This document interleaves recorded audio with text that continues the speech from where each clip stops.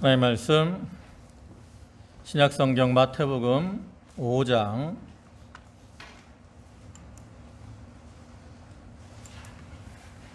13절입니다.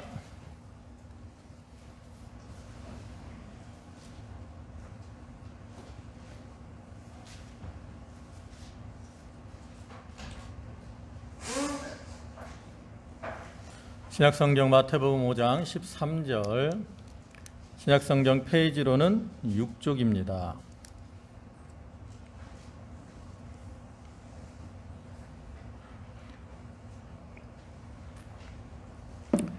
네, 마태복음 5장 13절부터 16절까지 말씀입니다. 봉독하겠습니다. 너희는 세상의 소금이니 소금이 만일 그 맛을 잃으면 무엇으로 짜게 하리요? 후에는 아무 쓸데없어 다만 밖에 버리워 사람에게 밟힐 뿐이니라. 너희는 세상의 빛이라. 산 위에 있는 동리가 숨기우지 못할 것이요 사람이 등불을 켜서 말 아래 두지 아니하고 등경 위에 두나니 이러므로 집안 모든 사람에게 빛이 느니라. 이같이 너희 빛을 사람 앞에 비치게 하여 저희로 너희 착한 행실을 보고 하늘에 계신 너희 아버지께 영광을 돌리게 하라. 아멘. 예, 할렐루야. 예, 지난 한 주간도 주님의 은혜 가운데 평안하셨습니까? 오늘 이 시간에도 하나님이 주시는 은혜와 축복이 모든 성도들 위해 함께 하시기를 축원합니다. 우리가 지난 시간에 이 말씀을 통해서 그 세상의 소금과 빛으로라는 제목으로 그 소금을 중심으로 은혜를 나누었는데 오늘은 이제 빛을 중심으로 은혜를 나누고자 합니다. 우리가 지난주 말씀을 통해서 성도가 그 세상에 소금으로 살아가야 된다라고 말씀을 드렸어요. 또 소금의 역할은 맛을 내고 또 부패를 방지하고 생명을 유지하는 역할을 하는데, 그러한 역할을 통해서 세상에 소금이 필요한 이유는 이 세상이 참 어떤 삶의 맛을 사람들이 잃어버렸기 때문이고, 또 둘째로는 세상이 죄로 인해서 부패하고 썩어져 가고 있기 때문이며, 또 세 번째로는 사람들의 심령이 이렇게 병들어 약해져 가고 있기 때문이라고 말씀을 드렸어요. 그리고 이제 소금으로 부름받은 성도들이 그 소금의 역할을 감당해야 되는데, 그러기 위해서는 먼저 깨끗한 소금으로 만들어지도록 고난과 또 시험들을 잘 이겨내고 자기 속의 부패성을 제거하기 위해서 힘을 써야 된다라 그랬고요. 그 다음에 두 번째로는 맛을 잃지 않도록 자기의 믿음을 지키고 또 진실하고 신실한 자가 되어야 된다고 말씀을 드렸습니다. 네, 세 번째로는 녹아져서 고르게 함으로 맛을 내기 위해서 온유하고 겸손한 심령으로 헌신하는 자가 되어야 된다, 이렇게 말씀을 드렸습니다.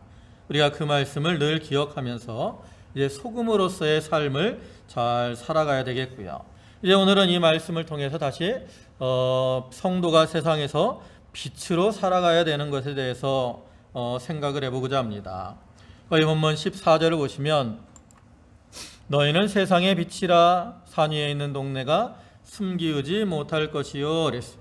이와 같이 예수님은 우리 성도들을 세상의 빛으로 삼아주신 거죠. 이렇게 주님이 우리를 세상의 빛으로 삼아주셨기 때문에 우리가 세상의 빛으로 살아가야 된다라는, 우리가 지난주에 소금의 역할을 통해서 그 소금에 필요한 이유, 그리고 그러한 소금으로서의 역할을 감당하기 위해 어떻게 해야 되는가, 이런 것들을 살펴본 것처럼 오늘도 이 빛의 역할과 그 역할을 통해서 빛이 필요한 이유들을 좀 생각을 해보고, 또 성도가 세상에서 빛으로서의 역할을 감당하기 위해서는 어떻게 해야 되는가, 이러한 내용으로 이제 말씀을 증거하도록 하겠습니다. 먼저 이 세상은 소금이 필요하듯이 또한 빛도 필요한데, 그럼 왜 세상에 이제 이 빛이 필요할까? 그래서 우리가 이 빛이 필요한 이유를 살펴보기 전에 먼저 빛의 역할에 대해서 좀 살펴볼 필요가 있습니다. 그 이유는 지난 시간과 같이 우리가 소금의 역할을 통해서 소금이 필요한 이유를 유추한 것처럼 빛의 역할을 통해서 빛이 필요한 이유들을 유추해 낼 수가 있기 때문이죠. 그럼 빛의 역할은 무엇일까? 빛의 역할을 크게 여기 네 가지로 이제 생각을 해보고자 합니다. 첫째로는 빛은 어둠을 밝히는 역할을 합니다. 빛의 가장 중요한 역할은 바로 어둠을 물리치는 거죠. 우리가 창세기 1장을 보면 하나님께서 이제 천지 만물을 창조하시는 창조의 기사가 기록이 되어 있는데, 그럼 하나님이 천지 만물을 창조하실 때 가장 먼저 창조하신 것은 무엇일까요? 가장 먼저 뭘 만드셨죠? 바로 빛을 만드셨다고. 창세기 1장 3절을 보시면 하나님이 가라사대 빛이 있으라 하시매 빛이 있었고 그랬어요. 이와 같이 하나님이 가장 먼저 빛을 창조하셨는데, 그럼 왜 하나님께서 가장 먼저 빛을 창조하셨을까? 하나님이 가장 먼저 빛을 창조하신 이유는 그 창세전의 세상은 흑암이 가득 찬 그러한 것이었기 때문에 그렇습니다. 거기 창세기 1장 2절을 보면 땅이 혼돈하고 공허하며 흑암이 깊음 위에 있고 하나님의 신은 수면에 운행하시니라 그랬어요. 여기 오면 흑암이 깊음 위에 있다라고 말씀하고 있는 것처럼 이 세상은 흑암의 세상이었다라는 거죠. 그래서 이러한 흑암의 세상이었기 때문에 그러한 흑암을, 어둠을 물리치기 위해서 하나님은 가장 먼저 빛을 창조하신 겁니다. 그래서 빛의 역할은 이렇게 하나님이 창조하신 목적에 맞도록 어둠을 물리치는 그러한 일을 감당해야 된다라는 거죠. 그 다음에 두 번째로 빛의 역할은 뭐냐면 차가운 것을 따뜻하게 하는 그러한 역할을 하는 겁니다. 여러분, 단순히 빛은 이 빛만을 이렇게 밝히는 거 아니에요. 우리가 빛이 있으면 거기에 동반되는 게 있는데 바로 열입니다. 열.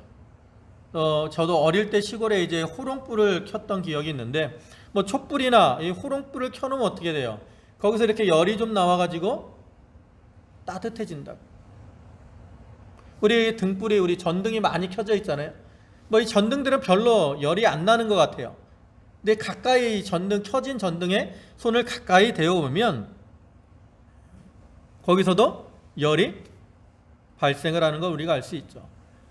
또 옛날에 갔던 MT나 뭐 캠핑 이런 것들을 가서 우리가 이제 모닥불을 이렇게 켤 때가 있는데, 또 모닥불을 켜놓으면 거기서 빛이 이렇게 나서 주위를 환하게 하기도 하지만 또 거기서 열이 발생해서 주변을 따뜻하게 하죠.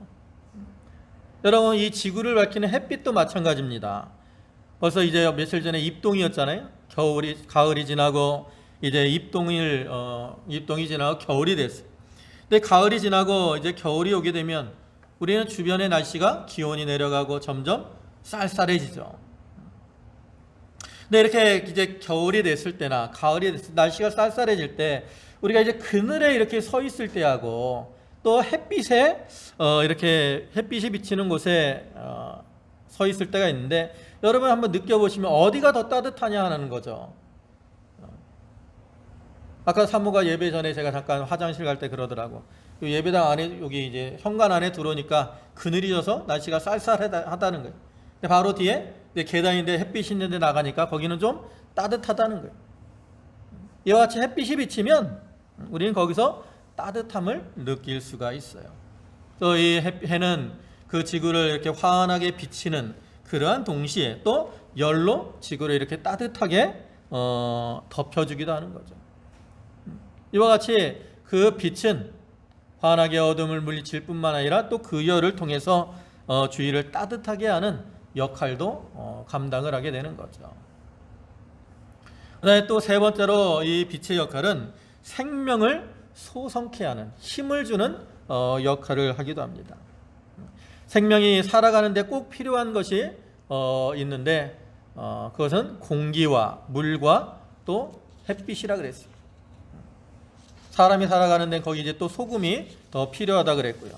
그래서 이 세 가지 중에 한 가지라도 없다면 이 식물이나 동물들은 제대로 살아갈 수가 없습니다. 물론 아주 깊은 동굴 속에 또 뭐 깊은 바다 속에 있는 그러한 생물들은 뭐 햇빛이 필요하지 않은 것처럼 우리가 여겨질 수도 있는데, 그런 동물, 어떤 이 동식물들은 주로 자기가 이렇게 빛을 밝혀요. 그래서 대부분의 이 세 가지가 있어야 생명이 유지될 수 있고 건강하게 살아가죠. 우리 사람도 마찬가지입니다. 사람에게 있어서도 이 햇빛이 아주 중요한 역할을 하죠. 우리가 이 몸을 이제 외부 활동을 하다 보면 그를 통해 햇볕을 쬐게 되는데, 그러면 우리 몸에서 생성되는 비타민이 있어요. 그게 바로 비타민 D입니다. D. 근데 이 비타민 D는 우리 그 몸의 뼈와 근육, 그리고 면역력 형성에 관여하는 성분으로서 우리의 뼈를 강하게 하고, 또 이 피 속의 어떤 칼슘의 농도를 조정하고, 또 혈압 관리, 혈압을 조절하는데 관여를 해요. 또 우리 근육을 이렇게 관리하는 그러한 면에도 관여를 해서 우리의 근육을 강하게 하고, 또 호르몬의 합성이나 또 인슐린을 분비하게 해서 우리 몸에 있는 세포들, 상피세포나 또 면역세포 이런 것들의 증식이나 분화를 조절하는 이러한 기능을 한다고 합니다. 우리가 보통 외부 활동, 외부에서 활동을 하면서 햇빛을 많이 쬐는 사람들은 이렇게 좀 살이 그을려서 우리가 건강하게 보이잖아요. 근데 집안에만 있는 사람들은 자기도 모르게 몸이 점점 약해진다라는 거예요. 그래서 이와 같이 빛은 사람이나 생물들의 기운을 돋우고 또 생명을 이렇게 소성시켜서 강하게 하는 그러한 역할을 한다는 거죠. 그다음에 또 한 가지 기능이 있는데, 이것은 빛은 주위를 아름답게 하는 기능이 있어요. 근데 이러한 빛을 통한 아름다움은 물론 하나님이 창조하실 때 빛을 창조하심으로 아름다웠지만, 과거에는 빛으로 우리가 이렇게 어떤 아름다움을 많이 느끼지 못했어요. 옛날에는 빛을 사용한다는 게 주로 이제 뭐 촛불이나 등불 이 정도밖에 없었다고. 그래서 빛으로 우리가 뭐 이런 아름다움을 꾸미거나 그러지 않았어요. 그러나 요즘은 그렇지 않아요. 이 빛들이 아주 용도도 많고 아주 빛의 종류가 엄청 많다고요. 촛불이라 해도 초가 단순히 하나가 아니라 뭐 향초, 뭐 여러 가지 모양들이 많고, 전등들도 마찬가지죠. 우리 뭐 여기만 해도 전등이 지금 종류가 몇 개예요.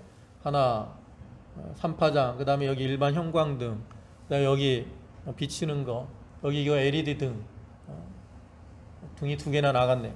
아무튼 등들이 종류도 많아요. 뭐 방송국이나 이런 데 가면 조명으로 사용되는 등 종류가 아주 많다라고 합니다. 제가 지난주에 산기도 갔잖아요. 근데 산기도 가서 이제 있는데, 그 잠깐 이제 밖에 나가서 이렇게 밖을 바라다 보니까 밤중에 멀리서 이 조명이 환하게 이렇게 비치는 모습이 너무나 아름답더라고요.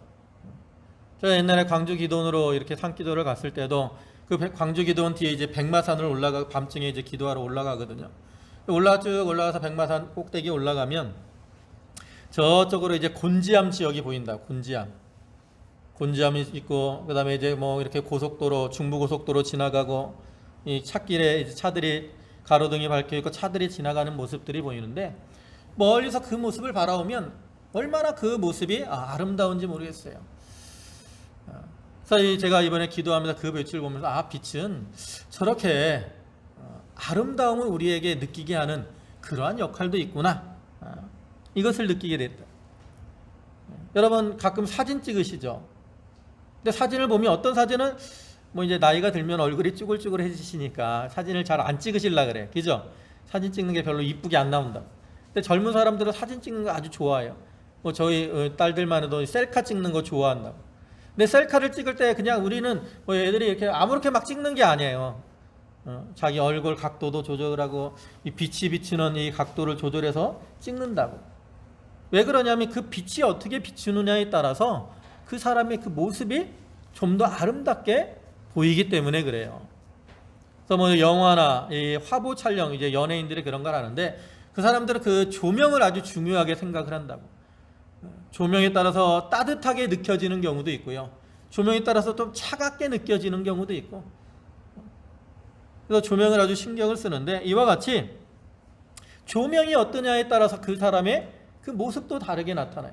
그래서 남자와 여자가 연애할 때 주의해야 할 게 세 가지가 있다 그래요. 인터넷에서. 제가 찾아봤는데 뭐냐면 다시 보자, 조명빨을 조심해야 된다. 두 번째로는 믿지 말자, 사진빨. 이 사진도 이게 어떻게 찍느냐에 따라 다르기 때문에. 세 번째로는 다시 보자, 화장빨. 여자분들 화장 잘하면 이쁜데 가끔 인터넷 보면 화장으로 완전히 달라지는 모습을 이렇게 이제 보여주는 경우도 있고. 근데 이 중에 한 가지가 조명빨이에요. 조명빨. 조명에 따라서 어디에 있느냐에 따라 그 사람 미모나 이런 게 달라지기 때문에. 이와 같이 빛은 그 사람의 어떠한 아름다움을 이렇게 부각시키는 이러한 역할을 한다라는 거죠. 이와 같이 우리가 살펴본 것처럼 빛은 어둠을 밝히고 또 차가운 것을 따뜻하게 하고 생물들을 소성케 하며 주변을 아름답게 하는 그러한 역할을 하는데, 이러한 역할들을 통해서 우리가 빛이 왜 필요한가? 우리의 세상과 우리 사람들의 심령 속에 빛이 왜 필요한가를 이제 유추해 볼 수 있다는 거죠. 그럼 빛이 필요한 이유는 뭘까? 그것도 네 가지죠. 첫째로는 이 세상은 사람들이 죄로 인해서 심령이 어두워졌기 때문에 그래요. 아까도 말씀드렸지만 하나님이 창세 때 가장 먼저 빛을 창조하셨습니다. 그리고 그를 통해서 어둠을 물리치셨고 사람들은 빛 가운데서 살아가게 하셨어요. 그런데 이렇게 빛 가운데 살던 사람들이 죄를 범하니까 어떻게 되느냐? 빛을 떠나서 어두운 가운데로 들어가게 된다라는 거죠. 우리가 지난주에도 제가 말씀을 드렸는데 아담과 하와가 선악과를 따먹은 다음에 가장 먼저 한 게 뭐라 그랬어요? 네? 나뭇잎으로 옷을 만들어 입은 거라 그랬죠. 그죠? 근데 두 번째로 한 게 뭐예요, 그러면? 두 번째로. 그들이 두 번째로 한 게 뭐예요? 하나님의 낯을 피해서 나무 사이에 숨은 겁니다. 거기 창세기 3장 8절 보시면 그들이 날이 서늘할 때 동산에 거니시는 여호와 하나님의 음성을 듣고 아담과 그 아내가 여호와의 낯을 피하여 동산 나무 사이에 숨은지라 그랬어요. 어디에 숨었어요? 동산 나무 사이에. 여러분, 이렇게 동산 나무 사이에 숨었다라는 게 뭘 의미하는 것 같아요? 그냥 단순히 나무로 자기를 가리려고 한 게 아니에요. 동산 나무 사이에 숨었다라는 것은 어두움 속으로 들어간 겁니다. 여러분, 이 산에 등산 가끔 해보시면 나무가 아주 울창한 산은 어때요? 그 나무 그 속으로 들어가면 어두워진다고, 어두컴컴해지잖아요. 그와 같이 이 아담과 하와도 죄를 범하니까 빛이신 하나님을 피해서 나무 사이에 어두움 속으로 들어가는 거죠. 이와 같이 오늘날도 마찬가지라는 거죠. 오늘날 이 세상은 죄악이 관영한 이러한 세상으로서 세상 가운데는 어둠이 가득 차 있어요. 또 사람들의 심령 속에도 죄와 부패성으로 인해서 어두움이 가득 차 있습니다. 그래서 사람들은 어두움을 좋아해요. 요한복음 1장 5절을 보면 빛이 어두움에 비치되 어두움이 깨닫지 못하더라 그랬어요. 이렇게 예수님이 빛으로 오셨는데 예수님이 오시던 이 세상은 어떠한 세상이었어요? 어두움의 세상이었어요. 무엇 때문에? 죄 때문에. 이와 같이 세상은 죄로 인해서 또 사람들의 심령이 죄로 인해서 어두워져 있기 때문에 그런 어두움을 물리치기 위해서 무엇이 필요하다는 거예요? 바로 빛이 필요하다라는 거죠. 그다음에 두 번째로 빛이 필요한 이유는 죄로 인해서 사람들에게 사랑이 식어졌고 그로 인해서 냉랭해졌기 때문에 그렇습니다. 사람들이 죄를 범하면 그로 인해 나타나는 결과 중에 하나가 바로 사랑이 식어지는 겁니다. 우리가 지난주에도 창세기 통해서 말씀을 우리가 살펴봤잖아요. 여러분, 하나님이 천지 만물을 창조하신 다음에 이제 아담을 창조하셨어요. 그리고 돕는 배필로 이제 하와를 만드셔서 아담에게 하와를 보내셨죠. 그래서 이제 그들이 가정을 이루게 되는데 아담이 하와를 보고 뭐라 그랬어요? 뭐라 그랬다 그랬습니까? 창세기 2장 23절 보면 이는 내 뼈 중에 뼈요 살 중에 살이라. 아담이 하와를 자기의 뼈 중에 뼈로 살 중에 살로 자기의 몸과 같이 그만큼 사랑했다라는 것을 보여주는 거죠. 더 아담과 하와가 죄를 범하기 전에는 이러한 사랑으로 가득 차 있었어요. 그런데 죄를 범하니까 어떻게 됐습니까? 사랑이 식어졌어요. 사랑이 식어지니까 어떻게 됐습니까? 지난주에도 말씀드렸지만 죄에 대한 책임을 하와에게 미루고 있죠. 그때 제가 한 가지 물어봤어요. 아담이 하와를 어떤 눈으로 바라보고 있겠습니까? 그죠? 어떤 눈으로 바라본다 그랬어요? 사랑이 가득 찬 따뜻한 눈으로 바라봤겠습니까? 아니면 사랑이 식어진 미움의 차가운 눈으로 하와를 바라봤겠습니까? 그때 아담은 하와를 사랑이 식어진 그 차갑고 냉랭한 그러한 눈길로 바라보고 있었을 거라고요. 세상은 죄악이 가득 차면 가득할수록 사랑이 식어지게 됩니다.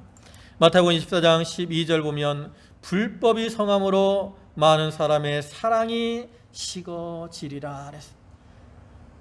불법이 성하면, 죄가 관영하면 그 결과로 사랑은 식어지게 돼 있어요. 근데 말세가 되면 될수록 점점 세상은 죄악이 관영하게 된다고. 그래서 그로 인해서 사랑이 식어지게 되고 사람들의 관계가 차가워지는 거예요. 냉랭해진다고. 여러분, 가정에 부부가 결혼해서 살지만 사랑이 식어지면 어떻게 돼요? 냉랭해요. 가정에 들어가도 냉랭하다고. 그래서 집에 들어가는 게 별로 재미가 없어요. 또 부모 자식 간에도 사랑이 식어지면 어떻게 돼요? 따로 국밥이야. 애들은 애들대로, 부모는 부모대로. 하루에 말 한마디도 안 하고 그런 가정들이 많아요. 이게 다 사랑이 식어져서 냉랭한 그러한 상태죠. 이제 이제 연말이 다가오는데, 연말이 다가오면 이제 이렇게 지역마다 하는 게 있죠. 모금, 구세군 냄비가 이제 놓이고 이제 모금을 합니다. 그래서 이렇게 모금을 하면서 모금되는 액수를 이제 온도계로 표현을 한다고, 그죠? 사랑이 뭐 이렇게 온도계로 표현을 해요. 근데 이 온도계 올라가는 그 속도가 날이 가면 갈수록 어떻게 돼요? 점점 늦어지고 있다라는 거죠. 옛날에는 막 100도를 넘어가서 온도가 빨리 올라갔는데 점점 온도계에 올라가는 속도가 늦어지고 있어요. 연말이 돼서야 겨우 100도 이제 찰까 말까 하는 그러한 모습이야. 그러한 모습들이 다 이 세상에서 또 사람들의 마음에서 사랑이 식어진 그러한 차가워진 상태임을 보여주죠. 그래서 이러한 차가움을 따뜻하게 하기 위해서 빛이 필요한 겁니다. 네, 세 번째로 빛이 필요한 이유는 사람들의 심령이 병들고 약해졌기 때문에 그래요. 바로 앞에서 이렇게 죄로 인해서 사랑이 식어진다 그랬는데, 이렇게 사람이 식어지고 사람들의 심령이 냉랭해지면 또 그 결과가 뭐냐? 병들고 약해진다라는 거죠. 약해져. 디모데후서 3장 1절부터 보면 이렇게 말씀을 합니다. 내가 이것을 알라. 말세 고통하는 때가 이르느니 사람들은 자기를 사랑하며 돈을 사랑하며 자긍하며 교만하며 회방하며 부모를 거역하며 감사치 아니하며 거룩하지 아니하며 무정하며 원통함을 풀지 아니하며 참소하며 절제하지 못하며 사나우며 선한 것을 좋아하니하며 배반하여 팔며 조급하며 자고하며 쾌락 사랑하기를 하나님 사랑하는 것보다 더하여. 여기 나타나는 모습들, 그 중에 부모를 거역하고 감사하지 아니하고 무정하고 원통함을 풀지 않는 거, 참소하는 거, 배반하는 거, 이런 것들은 다 마음이 차가워지고 병들어 있는 그러한 상태를 보여주는 거예요. 여러분, 우리가 몸이 이렇게 차가워지잖아요. 그러면 그로 인해서 면역력이 떨어진다라 그래요. 그래서 우리가 몸을 따뜻하게 하는 게 참 중요합니다. 우리가 건강 보조식품들이 있어요. 우리 남자분들은 이제 오딱 이런 거 먹잖아요. 오딱. 그죠? 오딱을 먹으면 어떻게 되는지 알아요? 몸에서 열이 이렇게 난다. 근데 그게 심하면 이제 이렇게 막 가렵고 그런 건데 몸에서 열이 나. 요또 이렇게 옷이 이렇게 몸에 열을 나게 하는 그러한 기능이 있어요. 그 베트남에 저희 갔다 왔을 때 그때 논이라는 걸 팔았다고. 논이. 논이를 먹으면 몸에 체온이 한 1도 정도가 올라간다 그래요. 이렇게 체온이 1도가 올라가면 면역력이 아주 극대화가 된다라는 거죠. 인삼, 또 몸에 이제 아예 열이 많은 사람들 빼고 차가운 사람들은 인삼도 먹잖아요. 그 이유도 몸에 어떤 체온을 이렇게 몸을 따뜻하게 하기 위한 그런 목적으로 먹는 거죠. 우리가 몸이 따뜻해야 육신이 건강한 것처럼 우리의 심령도 따뜻해야 건강합니다. 심령이 차가워지면 점점 약해지고 병이 들어요. 우리가 살아가면서 이 육신이 건강한 것도 중요하지만 우리의 심령이 건강한 거, 마음이 건강한 게 더 중요하다고. 그래서 잠언 18장 14절에 보면 사람의 심령은 그 병을 능히 이기려니와 심령이 상하면 그것을 누가 일으키겠느냐 그래서 심령이 강하면 육신의 병도 이겨나갈 수 있어요. 그러나 자꾸 그래서 우리가 부정적인 생각하지 말라 그러잖아요. 할 수 없다, 못한다, 죽을 거다. 그럼 점점 할 수 없는 거예요. 죽어가는 거예요. 근데 할 수 있다, 긍정적인 생각을 하면 몸도 긍정적으로 반응을 한다는 거죠. 그래서 우리가 억지로라도 자꾸 긍정적인 생각을 할 필요가 있어요. 요즘 사람들의 그 모습을 보면 심령이 약해지고 병들어 있어요. 그렇기 때문에 그것을 드러내지 않기 위해서 이렇게 화를 많이 내고 또 폭력적으로 행하기도 하죠. 여러분 강아지 중에 많이 짖는 강아지가 어떤 강아지라 그랬어요? 겁이 많은 강아지가 많이 짖는 거예요. 그와 같이 자기가 약하니까 그 약함을 숨기려고 막 과도하게 화를 내고 막 그러는 거라고.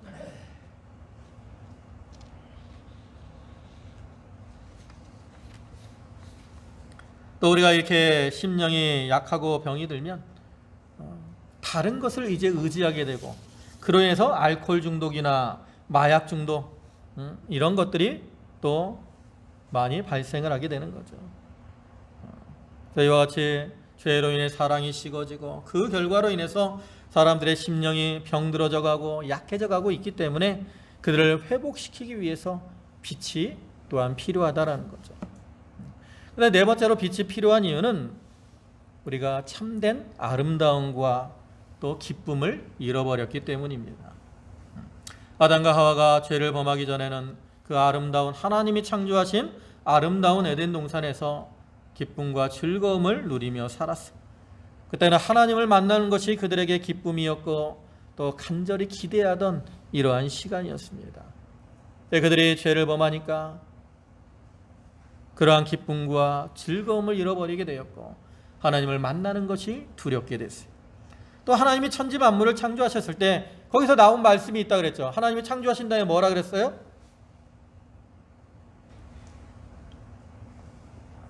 창세기 1장을 보면 첫날 창조하시고 나오는 표현이 있어요. 둘째 날 창조하고 나오는 표현이 있어요. 그 표현이 뭐예요? 하나님이 보시기에 어땠다고요? 좋았더라. 누가 보시기에 좋았어요? 하나님이. 여러분 하나님이 미적 감각이 뛰어나시겠습니까? 우리가 미적 감각이 뛰어나겠습니까? 하나님이 그 뛰어난 미적 감각으로 보셨을 때 하나님이 만드신 것이 보기 어땠어요? 좋았어요. 아름다웠다라는 거죠. 이와 같이 하나님이 이 천지 만물을 아름답게 창조하셨다고. 그리고 빛을 세상에 비추어서 그 아름다움이 드러나게 하셨어요. 그런데 아담과 하와가 범죄하니까 어떻게 됐습니까? 아름다움이 깨어졌어요. 거기 창세기 3장 17절부터 보시면 아담에게 이르시되 너는 내가 내 아내의 말을 듣고 내가 너더러 먹지 말라 한 나무 실과를 먹었은즉 땅은 너로 인하여 저주를 받고 또 너는 종신토록 수고하여야 그 소산을 먹으리라. 땅이 내게 가시덤불과 엉겅퀴를 낼 것이라. 너의 먹을 것은 밭의 채소인즉. 범죄하니까 땅이 어떻게 됐어요? 저주를 받았어요. 저주를 받으니까 거기서 뭐가 나왔어요? 가시덤불과 엉겅퀴가 나왔어요. 여러분, 농사 지으면서 제일 힘든 게 뭐예요? 제일 힘든 것 중에 하나가 바로 풀이잖아요. 이 잡초, 요놈, 그죠? 이 잡초 때문에 저희도 그 조그만 밭에 잡초가 얼마나 많이 나는지 일일이 저희는 다 이제 손으로 다 뽑아야 되니까. 또 이렇게 가시덤불 같은 게 나와서 사람을 귀찮게 한다. 가시덤불 보면 아름답습니까? 그게 좋아요? 아니에요. 무엇 때문에 그 아름다움이 깨지게 됐습니까? 죄 때문에 깨진 거예요. 인간의 범죄로 인해서 이와 같이 하나님이 만드신 아름다움이 깨져버렸고, 그로 인해서 사람들은 하나님 안에서 누리던 기쁨과 즐거움을 잃어버리게 되었습니다. 그러니까 사람들이 이제 하나님이 주신 아름다움을 빼앗기고, 이 아름다움이 깨어지고, 기쁨과 즐거움을, 하나님이 주시던 그 기쁨과 즐거움을 잃어버리니까, 그러니까 사람들이 어떻게 하는 줄 알아요? 자기들의 힘으로 아름답게 꾸미려고 하고, 거기서 기쁨과 즐거움을 얻으려고 힘을 쓰게 되는 거예요. 우리가 창세기 4장을 보면 이제 가인의 후손들의 얘기가 나오는데, 그 중에 21절을 보면 이런 말씀이 나오거든요. 그 아우의 이름은 유발이니 그는 수금과 퉁소를 잡는 모든 자의 조상이 되었으며. 여기 수금과 퉁소는 뭐예요? 악기잖아요. 왜 악기를 만들었어요? 아름다운 노래를 만들어서 거기서 어떠한 즐거움, 위안, 이런 것들을 누리려고 만든 거죠.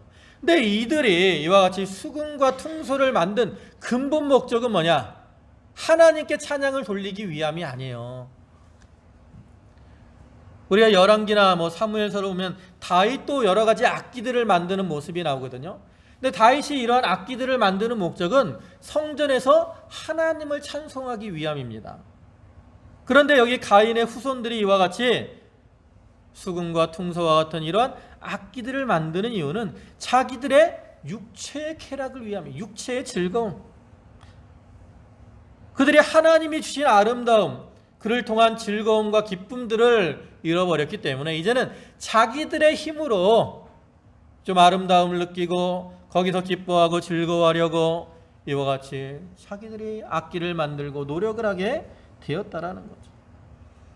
그러나 우리가 알듯이 이러한 인간의 어떤 육체의 쾌락을 위해 따라가는, 육체의 쾌락을 위한 아름다움은 결국 죄로 걸어가는 그러한 길이기 때문에 그것은 어두움의 세상일 수밖에 없다라는 거죠. 또 그러한 참된 아름다움을 회복하기 위해서 또한 빛이 필요한 겁니다. 이와 같이 우리가 어두움에 빠져서 차가운 심령으로 또 점점 병들어가고 약한 가운데 또 아름다움을 잃어버린 이러한 세상이기 때문에 하나님께서 그 가운데 그 세상을 변화시키기 위해서 이제 예수 그리스도를 빛으로 보내셨고 또한 우리 성도들을 세상의 빛으로 삼아 주셨어요. 그러므로 우리 이제 이 성도들은 이 세상에서 빛으로 살아가야 한다는 거죠. 그러면 이제 우리가 빛으로서 빛의 역할을 감당해야 되는데 우리가 빛의 역할을 감당하려면 어떻게 해야 될까? 이것을 살펴보도록 하겠습니다. 첫째로 우리가 빛의 역할을 하려면 자기 속에 빛을 소유해야 됩니다. 우리 성도들이 세상에 빛을 비추려면 자기가 빛 속으로 들어가거나 또 빛을 소유해야 돼요. 어두운 밤에 라이트를 가지고 있어야 우리가 빛을 비출 수 있어요. 본문 14절을 보면 너희는 세상의 빛이라 라고 예수님이 말씀하시는데 그럼 예수님이 제자들을 향해서 너희는 세상의 빛이라 라고 말씀하신 의미는 뭐냐? 제자들에게 어떤 죄와 어두움이 전혀 없는 그러한 상태라는 거냐? 그렇지 않아요. 제자나 우리 인간들은 다 아담의 범죄 이후로 전적으로 타락하고 또 전적으로 부패하고 전적으로 무능한 그러한 존재들이기 때문에 빛보다는 어디에 가까울 것 같아요? 어두움에 가까운 그러한 존재들이라고. 근데 이와 같이 그 어두움에 가까운 제자들을 예수님 왜 너희는 세상의 빛이다 라고 말씀을 하고 계실까? 그것은 이 제자들이 예수님을 믿음으로 그들 가운데 빛이 들어왔고 또 그들이 그 빛을 반사시켜서 세상의 빛을 비추어 나갈 수 있게 되었기 때문에 그들을 향해서 너희는 세상의 빛이다 라고 말씀하는 거예요. 제가 오늘 새벽에도 이렇게 이제 새벽 예배를 나오면서 하늘을 보니까 달이 보이더라고. 보름달은 아니에요. 그래도 달이 환하게 이 땅을 비추고 있었어요. 그러면 이 달이 밤하늘에 환하게 비치는데 그럼 달 자체가 이렇게 빛을 내는 그러한 행성이냐? 그렇지 않아요. 달은 그 자체로 빛을 내지 못합니다. 그런데 왜 그러면 밤하늘에 다시 달이 이렇게 환하게 비치는 걸까? 그건 우리가 잘 알다시피 태양의 빛을 다시 달이 반사를 시켜서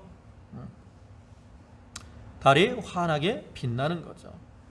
그와 같이 우리 성도들도 스스로는 빛을 낼 수 없는 이러한 존재들입니다.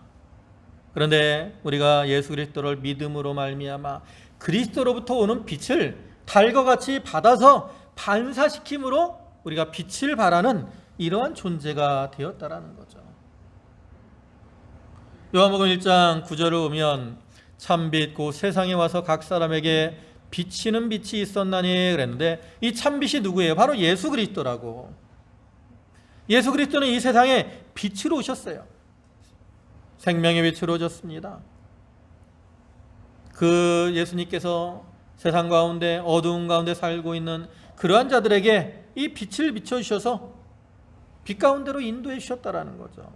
그래서 이렇게 빛으로 오신 예수 그리스도를 믿고 영접하는 이러한 사람들은 그 빛을 받은 거예요. 받았어. 빛을 소유하게 되었다고. 그리고 이제 그 빛을 세상에 비칠 수 있게 된 겁니다. 그렇기 때문에 예수님이 제자들을 향해서 너희는 세상의 빛이다 라고 말씀하는 거죠. 근데 이렇게 제자들이나 우리나 예수 그리스도를 믿음으로 말미암아 빛을 소유하게 되었는데 우리가 이렇게 빛을 받아서 반사를 하려면 그 반사하는 도구가 어때야 돼요? 깨끗해야 된다고. 옛날에 등불이 이렇게 있으면 등불이 이제 겉에 유리가 있잖아요. 그죠?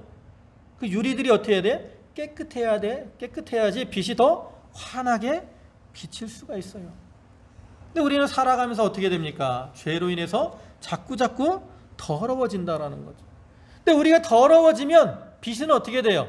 우리가 비치는 빛은 희미하게 될 수밖에 없어요. 오늘 본문 14절에서 보면 빛이 말 아래 두지 않는다라고 말하잖아요. 말. 여기서 말하는 말이 뭐예요? 말. 이거는 타는 말도 아니고 우리가 하는 말도 아니에요. 이 컵과 같이 우리 옛날에 곡식을 세는 그 말통을 얘기하는 거라고. 빛을 켜놓고 말통으로 덮어버리면 빛이 비치겠습니까? 보이지 않아요. 그 말이 빛을 다 가리워서 빛을 비칠 수가 없다고. 우리가 예수를 믿음으로 우리 속에 빛이 존재하고 그 빛은 꺼지지는 않지만 우리가 죄를 범하면 그로 인해서 빛과 우리 사이가 멀어지게 되고 그 죄가 그 빛을 가리우기 때문에 우리가 빛을 제대로 비춰 나갈 수가 없다라는 거죠.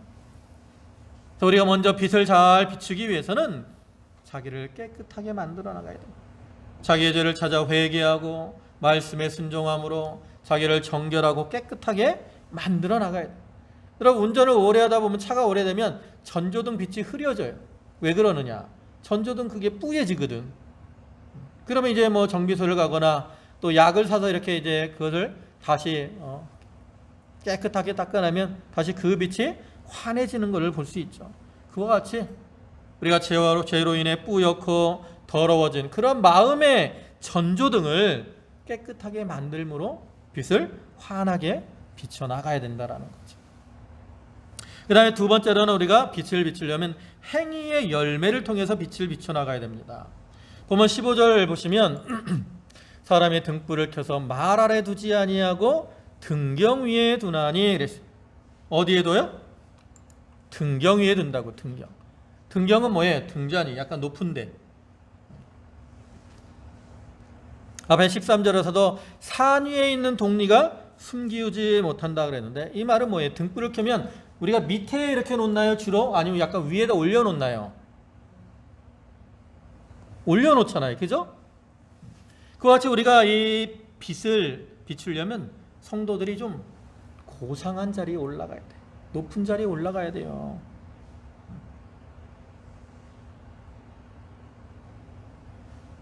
우리가 이렇게 높은 자리에 올라간다는 것은 우리의 말과 행실이 다른 사람들에게 좀 존경받을 만한 그러한 모습이어야 된다는 거죠. 여러분, 세상에서 훌륭한 사람들을 뭐라고 불러요? 네? 세상의 훌륭한 사람들을 뭐라고 불러요?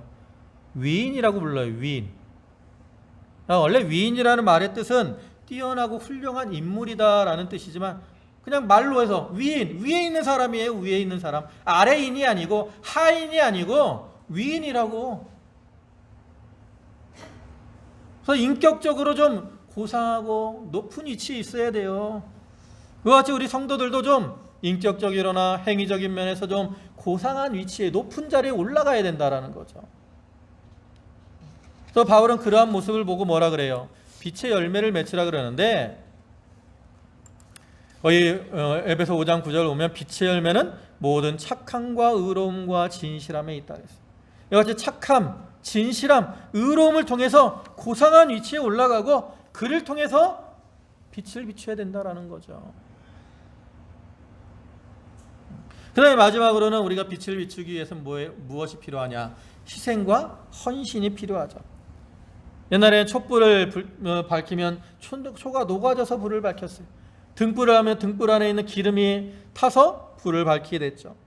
요즘은 전기로 이제 주로 불을 밝히는데, 이 전등도 전기 에너지가 소비되는 거예요. 전등에 있는 부품들이 소모가 되는 겁니다. 여러분, 햇빛도 마찬가지라고. 태양이 그저 빛을 발하는 것 같아요?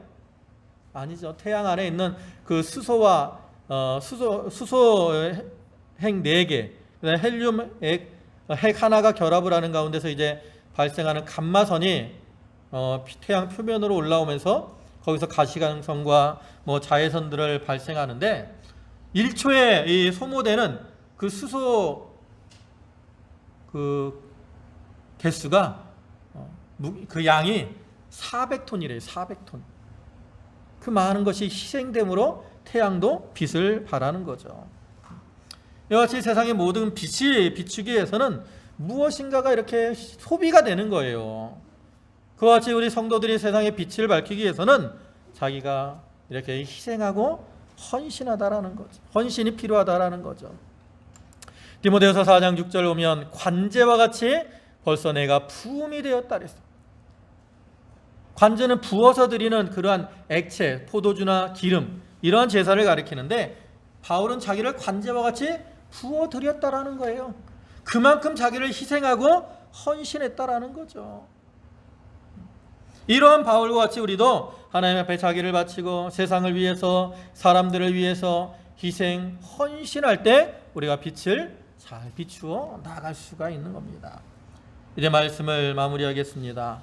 이 세상엔 죄로 인해 어둠이 들어왔고, 그로 인해 사랑이 식어지고 냉랭하며 또 차가운 가운데 이렇게 약해지고 병들어가며 또 참된 아름다움을 잃어버린 그러한 세상이 되었습니다. 이러한 세상을 변화시키기 위해서 주님은 우리를 빛으로 부르시고, 너희는 세상의 빛이라, 너희가 세상을 빛을 발하여야 된다라고 우리에게 교훈을 하시는 거죠. 우리가 이 말씀을 따라서 이제 하나님이 원하시는 대로 빛을 비추는 삶을 살아야 되는데, 그러기 위해서는 자기 안에 있는 빛이 환하게 드러나도록 자기를 정결하고 깨끗하게 만들어 나가야 돼요.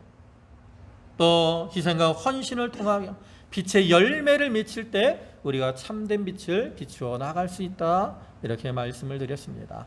우리가 이 말씀들을 기억하면서 우리 성도들이 이렇게 빛을 잘 비추고 착한 행실을 통해서 빛을 비춰서 하나님을 영화롭게 하고 또 하나님이 주시는 은혜와 축복을 누리며 사는 그러한 성도들이 다 되시기를 주님의 이름으로 축원합니다. 아멘. 기도하시겠습니다.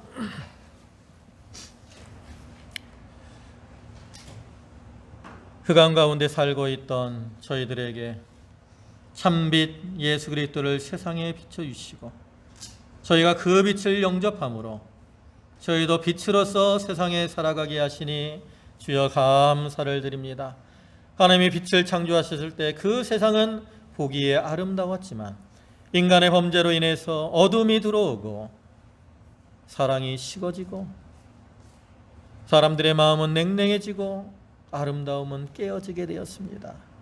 하나님께서 그러한 세상을 변화시키기 위해서 우리 성도들을 빛으로 삼아주시고 너희는 세상의 빛이라 하시며 빛의 역할을 감당하도록 저희에게 교훈해 주셨사오니 저희가 이제 이 말씀을 따라서 저희 안에 있는 그 빛을 잘 비춰나가도록 자기를 정결하고 깨끗하게 만들어 나가게 하시며 희생과 헌신과 행위의 열매를 통해서 빛을 잘 비춤으로 하나님의 영광을 드러내고 사람들을 기쁘게 하는 그러한 성도들 되게 하여 주시옵소서. 오늘도 귀한 주의를 허락하시고 저희를 불러주신 주님, 저희 성도들 그 은혜에 감사해서 주님께 예물들을 드렸사오니 바치는 손길과 심령에 축복해 주시고 또 한량없는 은혜와 은총을 더하여 주시옵소서. 모든 말씀 예수님의 이름으로 기도 올리옵나이다. 아멘.